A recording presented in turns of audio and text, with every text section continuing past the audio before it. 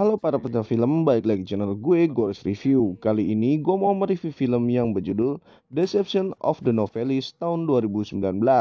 Film ini mengisahkan tentang pasangan suami istri yang terlibat tragedi kematian seorang wanita secara misterius di apartemen mereka. Bagi kamu yang suka dengan rekomendasi film dari kami, klik tombol like dan subscribe untuk mendukung channel ini. Dan selamat menonton. Adegan awal film diperkenalkan seorang pria bernama Jay, seorang penulis novel yang karyanya digemari oleh banyak orang karena berisi kisah cinta yang sangat-sangat romantis dengan sang istri.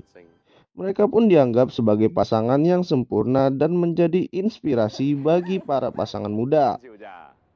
Akan tetapi, hubungan mereka sebenarnya tak seromantis seperti yang Jay tulis di novelnya. Istrinya bernama Kiki terkadang membuat Jay sangat kesal karena sifatnya yang pemalas dan tukang nyuruh-nyuruh. Bahkan untuk urusan pekerjaan rumah dan menjemput anak, Jay lah yang harus melakukannya. Tentu Jay hanya bisa memendam kekesalannya itu karena tak ingin cekcok dengan sang istri. Ia hanya bisa sabar dan pasrah demi menjaga citra hubungan mereka yang sempurna di mata penggemarnya. Selain sebagai penulis, Jay adalah seorang pebisnis yang mempunyai apartemen dari warisan orang tuanya. Kebetulan Jay juga tinggal di apartemen tersebut.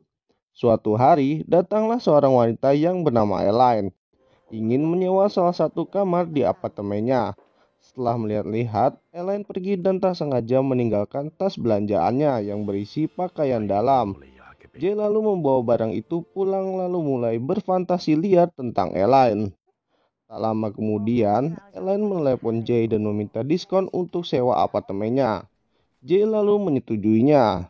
Singkat cerita, Elaine akhirnya tinggal di apartemen tersebut dan menjadi obat cuci mata untuk Jay. Suatu malam, Elaine mentransfer pembayarannya hanya setengah dari uang sewa. Elaine beralasan kalau isi rekeningnya tidak cukup. Lalu ia meminta Jay untuk datang ke kamarnya untuk mengambil sisanya secara tunai. Jay pun langsung tancap gas menuju kamar Elaine. Di sana ia disambut oleh Elaine yang sudah dalam mode siap tempur. Dengan manja, Elaine bilang kalau ia tak sanggup membayar uang sisa apartemennya. Ia pun menawari Jay untuk berbagi uang sewa dengannya. Dengan begitu, Jay dapat leluasa menginap kapanpun ia mau. Awalnya, Jay merasa ragu-ragu, tapi karena rayuan Elaine akhirnya membuat Jay panas dingin.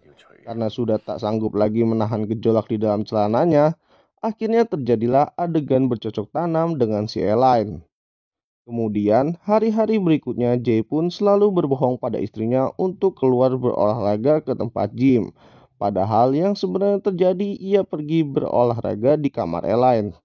Sampai suatu ketika, Elaine mulai berulah dan ingin minta sewa gratis untuk apartemennya. Ia mengatakan akan membayarnya pada bulan depan. Meski sama-sama enak, tentunya Jay menolak karena sudah terlalu banyak memberi diskon kepada Elaine. Untuk meyakinkan Jay, Elaine lalu membuat surat pernyataan kalau Jay bisa melakukan apapun terhadap dirinya. Seketika Jay pun langsung luluh dan siap menerima bayarannya kapan saja. Mereka pun akhirnya melakukan olahraga malam hari. Dan tanpa Jay sadari, surat pernyataan itu jatuh ke bawah tempat tidur. Di rumahnya Jay, Kiki mulai merasa curiga kepada kelakuan suaminya yang sering pulang terlambat. Bahkan pada hari itu, ia baru pulang ke rumah. Sejak saat itu, Kiki selalu ikut setiap kali Jay ingin pergi ke tempat gym. Hal itu membuat Jay tidak punya kesempatan dan alasan lain untuk bertemu dengan Elaine. Selama berhari-hari, ia pun hanya bisa memanfaatkan waktu membuang sampah untuk sekedar beradu bibir dengan Elaine. Karena sudah mulai tak tahan, Jay mengatur rencana liburan untuk anak dan istrinya. Sementara ia berpura-pura tidak bisa ikut dengan alasan masih ada pekerjaan. Singkat cerita, setelah Kiki pergi, Jay pun akhirnya punya kesempatan untuk bertemu dan bercocok tanam dengan Elaine. Setelah istrinya pulang, Jay belum merasa puas dan menghubungi Elaine untuk bercocok tanam. Tapi kali ini Elaine mulai berani memasang tarif setiap Jay ingin mencuci kerisnya. Tentu saja, Jay menolak keras dan langsung mengalihkan rudalnya ke sang istri. Namun sayangnya istrinya menolaknya. Jay pun mengalihkan kekesalannya di tempat gym. Singkat cerita, pada suatu hari Jay panik karena Elaine membawa pergi anaknya tanpa sepengetahuannya. Ia pun langsung bergegas mencari Elaine untuk memastikan anaknya baik-baik saja. Untungnya Jay tepat waktu dan menemukan mereka di sebuah taman. Kali ini Elaine merayu Jay dan ingin meminjam uang dengan jumlah yang sangat besar. Jay pun hanya bisa pasrah karena Elaine mengancam akan membeberkan hubungan terlarang mereka. Kelakuan Elaine tak berhenti sampai di situ. Elaine semakin memeras Jay dan meminta uang yang lebih besar dari sebelumnya. Bahkan ia mengancam akan menyebarkan video mereka apabila Jay tidak menuruti kemauan Elaine. Elaine juga mengingatkan kalau ia tiba-tiba mati, maka video tersebut akan otomatis terupload di internet. Jay yang merasa kebingungan lantas meminta nasihat pada teman-temannya yang seorang pengacara. Mereka menyarankan Jay agar menghilangkan nyawa Elaine. Tapi tentunya mereka juga mengingatkan bahwa akan sangat sulit untuk lepas dari jeratan kasus pembunuhan. Akan tetapi Jay tidak menanggapi serius saran-saran dari temannya. Kemudian pada suatu malam, Elaine ditemukan tewas mengenaskan di jalanan. Polisi yang datang menyelidiki lantas menduga bahwa Elaine jatuh dari lantai atas apartemennya. Polisi pun datang memeriksa apartemen Elaine dan meminta Jay datang ke kantor polisi untuk diinterogasi. Pada awalnya Jay berkata bahwa hubungannya dengan Elaine hanya sebatas penyewa dan pemilik apartemen. Akan tetapi ia tak bisa mengelak setelah polisi menunjukkan surat pernyataan yang ditujukan dan ditulis Elaine pada waktu Jay bercocok tanam. Rekaman CCTV pun berisi tingkah laku keduanya yang saling mencurigakan. Jay pun mengakui bahwa Elaine adalah wanita simpanannya, tapi Jay berbohong kalau Elaine pernah mengancam bunuh diri jika ia tidak bercerai dengan istrinya. Lantas, Jay pun tak bisa mengelak setelah polisi mengungkapkan fakta kalau terdapat bukti perlawanan di TKP. Hal tersebut membuktikan kalau Elaine mati bukan karena bunuh diri, melainkan dibunuh. Jay pun kehabisan alasan dan dia pun mengaku kalau dia yang membunuh Elaine karena kesal terus diperas. Seharusnya kasus ini sudah selesai karena pengakuan Jay. Namun ada detektif psikologi pembunuhan melihat keanehan pada video interogasi. Dari gerak-geriknya Jay dianggap telah berbohong. Meski Jay telah mengaku, namun tak ada buktinya kalau ialah yang mendorong Elaine. Penyelidikan lanjutan pun mulai dilakukan di apartemen Jay. Polisi menemukan buku diary milik istrinya yang berisi curahan hati kemarahannya atas perselingkuhan Jay dan berencana membalas dendam pada Elaine.